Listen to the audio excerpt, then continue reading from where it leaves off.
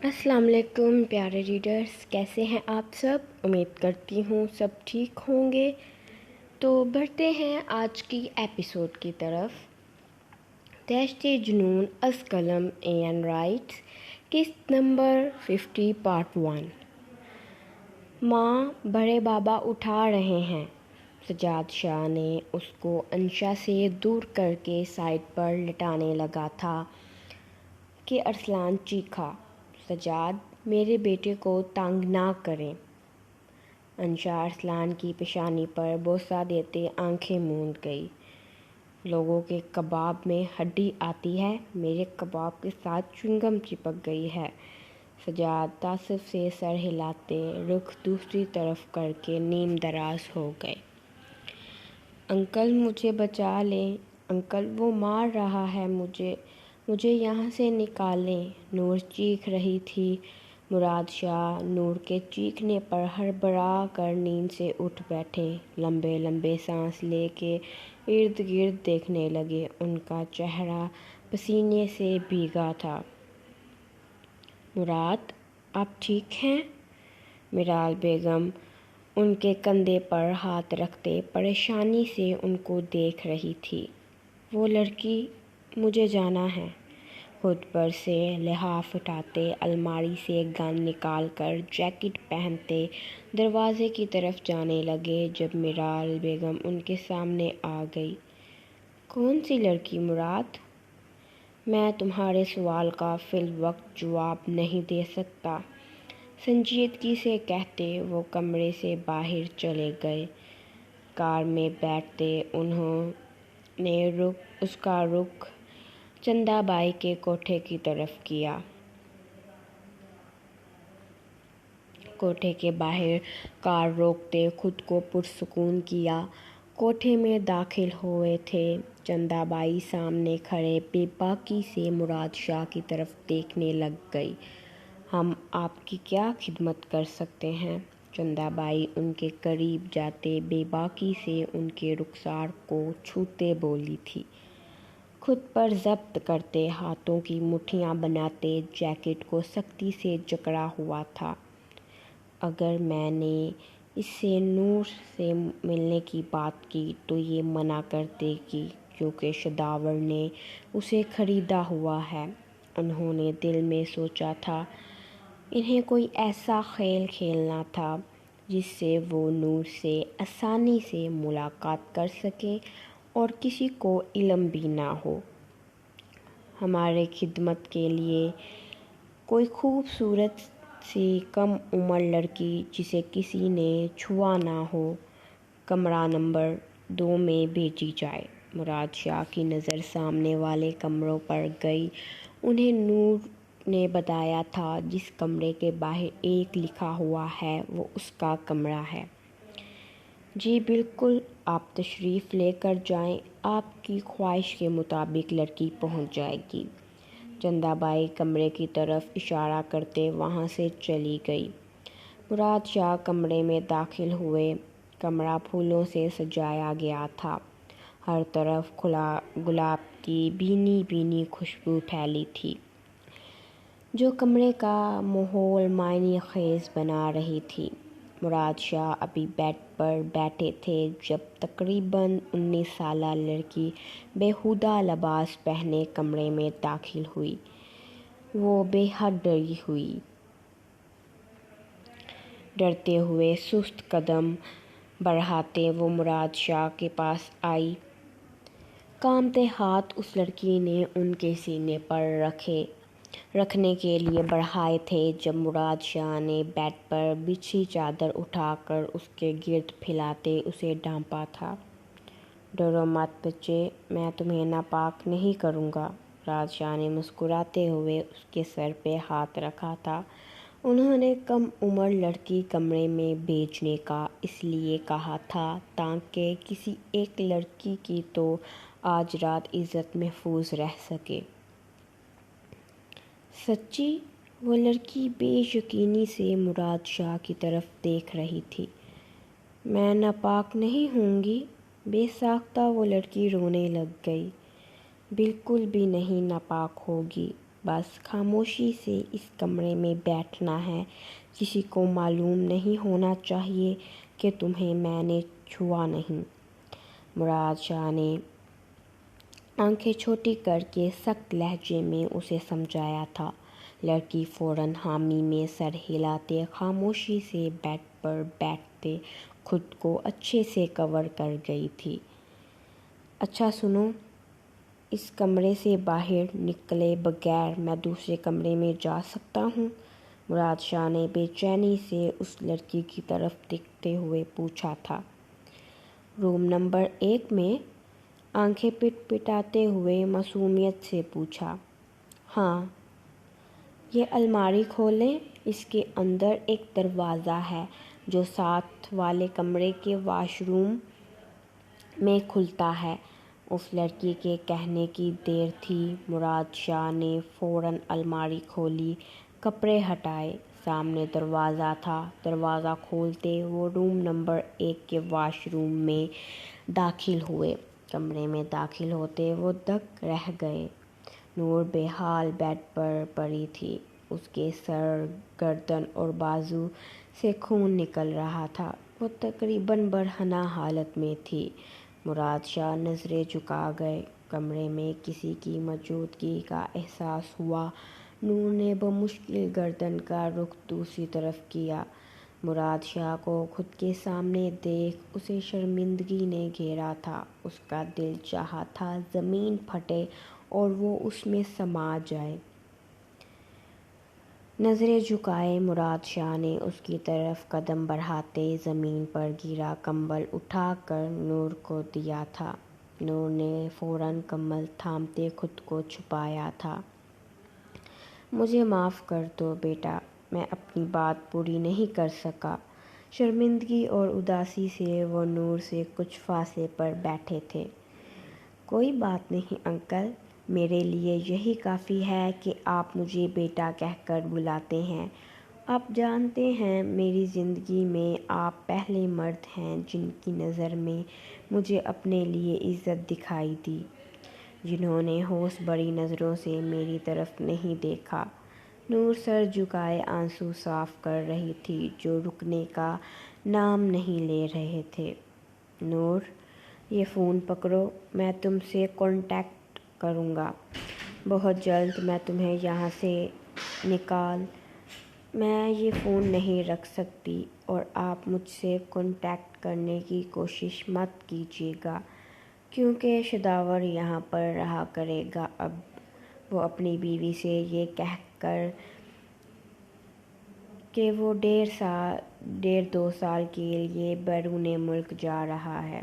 نور مراد شاہ کی بات کاٹتے ہوئے اداسی سے بولی تھی۔ یعنی تم اور 2 سال اس کے ساتھ ناجائز تعلقات میں رہو گی؟ مراد شاہ کو اس کی حالت دیکھ کر بے انتہا دکھ ہوا تھا۔ میری قسمت یہی ہے انکل، 7 سال ہو گئے ہیں مجھے یہاں آئے، 4 سال سے زیادہ عرصہ ہو گیا ہے شداور خان کو جھیلتے ہوئے، لیکن ابھی تک اس سب کی عادی نہیں ہو پائی میں۔ میری وجہ سے آپ خود کو مصیبت میں مت ڈالیں۔ جب میری قسمت میں یہاں سے نکلنا لکھا ہوگا میں نکل جاؤں گی۔ نور نے احترام سے ان کا ہاتھ پکڑتے اپنی پیشانی سے لگایا تھا۔ بے شک بیٹا، جب تک خدا نہیں چاہے گا آپ یہاں سے نہیں نکل پاؤ گی۔ میں آپ سے کانٹیکٹ نہیں کروں گا، لیکن یہ موبائل آپ اپنے پاس رکھ لو تاکہ اگر آپ کو کبھی میری ضرورت پڑے تو کال کر لینا۔ ٹھنڈی آہ خارج کرتے اس کے سر پر ہاتھ رکھ کر جانے لگے۔ بے ساختہ ان کے قدم رکے تھے۔ بیٹا، یہ کچھ پیسے رکھ لو آپ اپنے پاس، کوئی پتہ نہیں کب آپ کو موقع مل جائے یہاں سے بھاگنے کا، اور یہ آپ کے کام آئیں۔ مراد شاہ نے اپنے بٹوے میں جتنے پیسے تھے سب نکال کر نور کو پکڑا دیے۔ اسے احسان مت سمجھنا، یہ ایک باپ اپنی بیٹی کو دے کر جا رہا ہے۔ بیٹی؟ آنکھوں میں آنسو لیے بے یقینی سے ان کی طرف دیکھنے لگی۔ میری کوئی بیٹی نہیں ہے، لیکن جب آپ کو دیکھتا ہوں تو میرا دل چاہتا ہے خدا مجھے آپ جیسی بیٹی دے۔ نور مراد شاہ کی طرف قدم بڑھاتے ان کے سینے سے لگ کر پھوٹ پھوٹ کر رونا شروع ہو گئی۔ مراد شاہ نے اس کے بال ہلاتے ہوئے مسکرا کر اس کی طرف دیکھا تھا۔ انکل، یہ گھڑی رکھ لوں میں؟ مراد شاہ کی گھڑی کی طرف اشارہ کیا۔ اپنا دھیان رکھنا۔ گھڑی نور کو پکڑاتے نم آنکھیں لیے دوبارہ اس کے سر پر ہاتھ رکھتے اداسی سے مسکراتے وہ روم نمبر 2 میں چلے گئے۔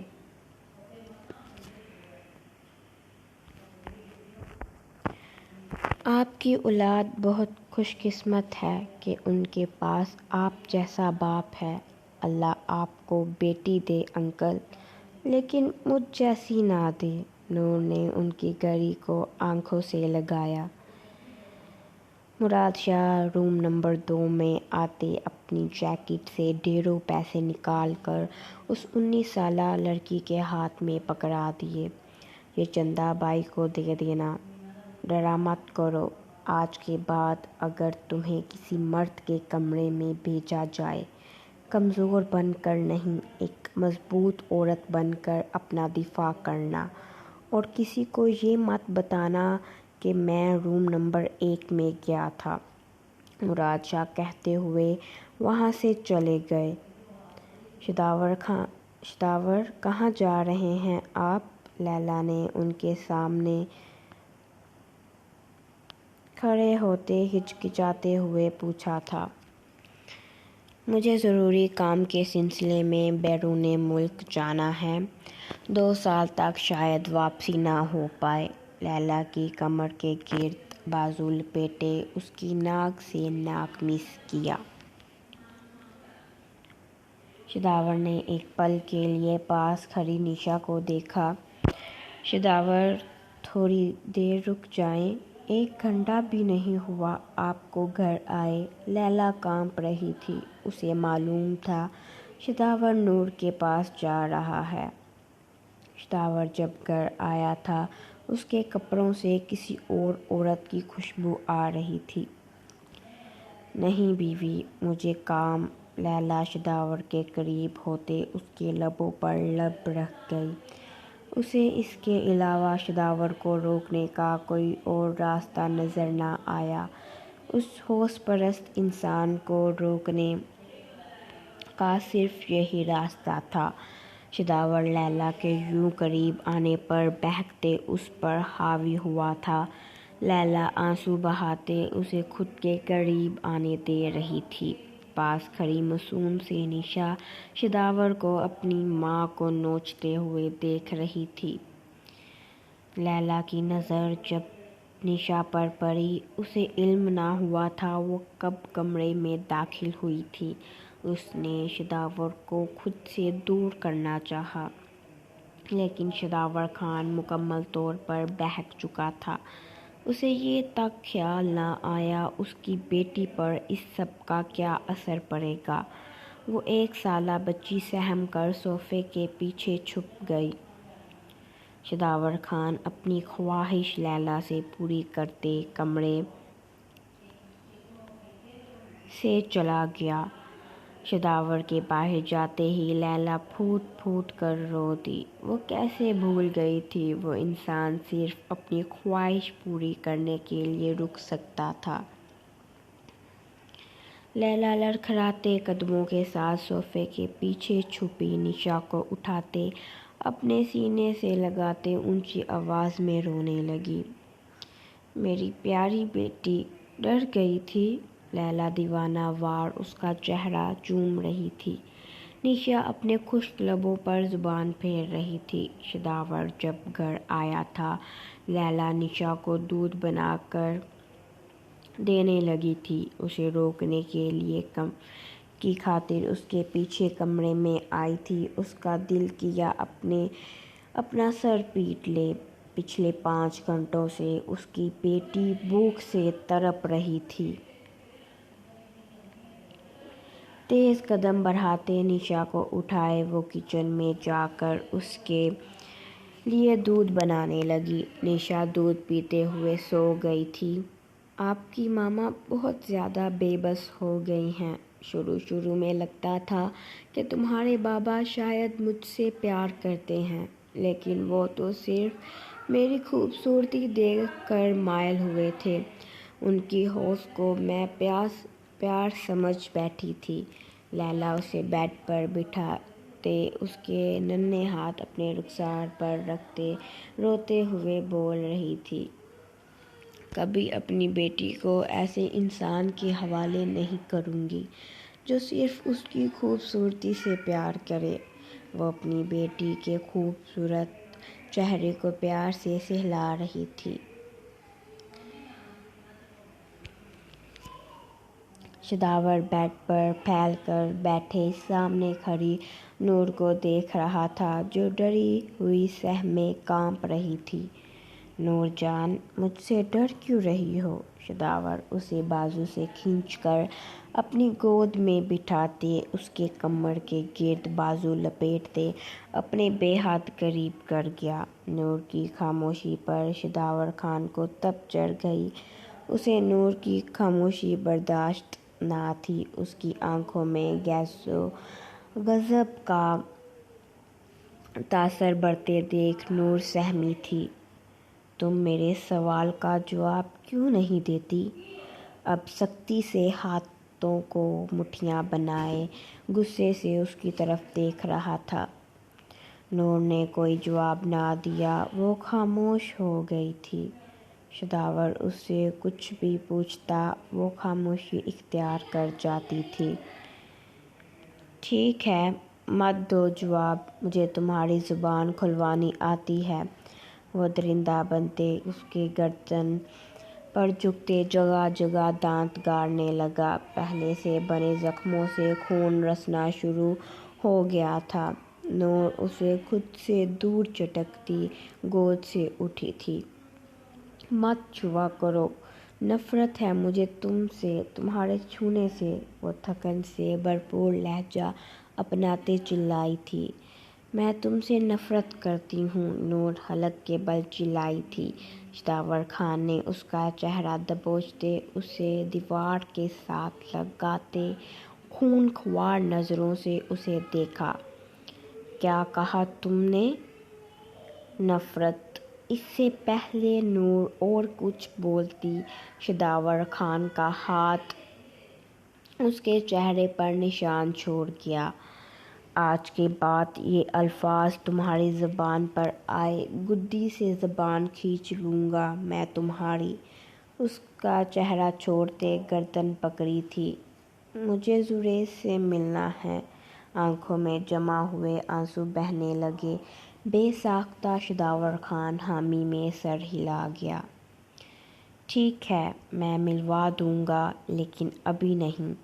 شداور خان نہ چاہتے ہوئے بھی اس کے ساتھ اپنا رویہ نرم کر چاہتا تھا۔ رویا مت کرو۔ اسے چپ نہ ہوتے دیکھ اس کا چہرہ تھامتے پیشانی پر لب رکھے۔ اسے تکلیف ہو رہی تھی نور کے رونے پر۔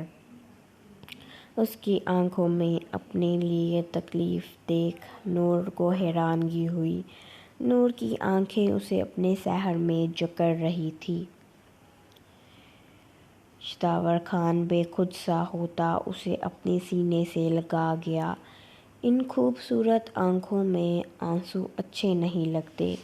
اس کی آنکھوں پر لب رکھتے اسے باہوں میں اٹھائے بیڈ پر بٹھایا۔ نور کو خود سے گھن آتی تھی، خود سے نفرت محسوس ہوتی تھی،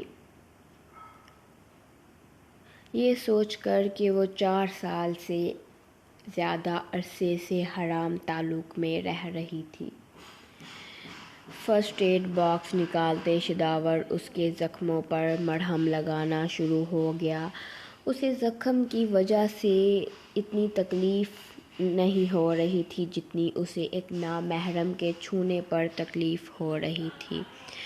प्लीज शदावर मत करो ये। उसका हाथ खुद से पीछे करते उसे फासला बना के बैठी। नूर को शदावर का दरिंदों वाला रवैया बर्दाश्त था, लेकिन ये दोगला रवैया बर्दाश्त ना था। उसे कमर से पकड़ते शदावर अपने बेहद करीब कर गया। आज के बाद मुझसे यूं दूर मत होना, तुम्हारी दूरी बर्दाश्त नहीं है नूरजान, बहके लहजे में उसके कान के करीब झुकते गंभीर आवाज़ में बोला। जल्दी से ये पहनकर तैयार हो जाओ, हम बाहर जा रहे हैं।